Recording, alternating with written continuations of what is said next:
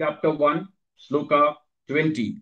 अथ व्यवस्थितान् दृष्ट्वा अथ व्यवस्थितान् दृष्ट्वा अथ व्यवस्थितान् दृष्ट्वा धार्तराष्ट्रान् कपिध्वजः धार्तराष्ट्रान् कपिध्वजः धार्तराष्ट्रान् कपिध्वजः अथ व्यवस्थितान् दृष्ट्वा धार्तराष्ट्रान् कपिध्वजः अथ व्यवस्थितान् दृष्ट्वा धार्तराष्ट्रान् कपिध्वजः अथ व्यवस्थितान् दृष्ट्वा धार्तराष्ट्रान् कपिध्वजः अथ व्यवस्थितान् दृष्ट्वा धार्तराष्ट्रान् कपिध्वजः अथ व्यवस्थितान् दृष्ट्वा धार्तराष्ट्रान् कपिध्वजः प्रवृत्ते शस्त्रसम्पाते प्रवृत्ते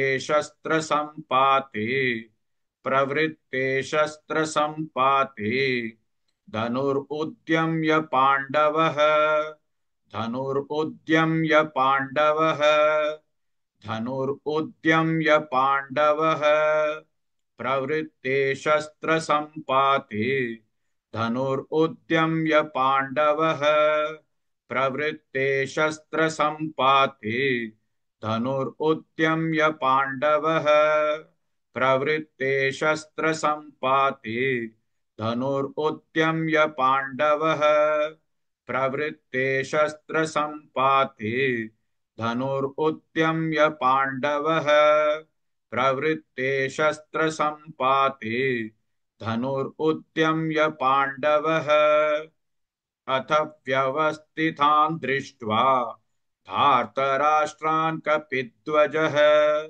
प्रवृत्ते शस्त्रसम्पाते धनुरुद्यम्य पाण्डवः. Please like and share this video because you could be instrumental in helping someone around the world recite the Srimad Bhagavad Gita, thereby helping them to have a life of unending opulence, victory and prosperity. This is mentioned in chapter 18, Sloka 78. Yes, don't forget to buy my book, Leadership Can Be Child's Play. Namaste.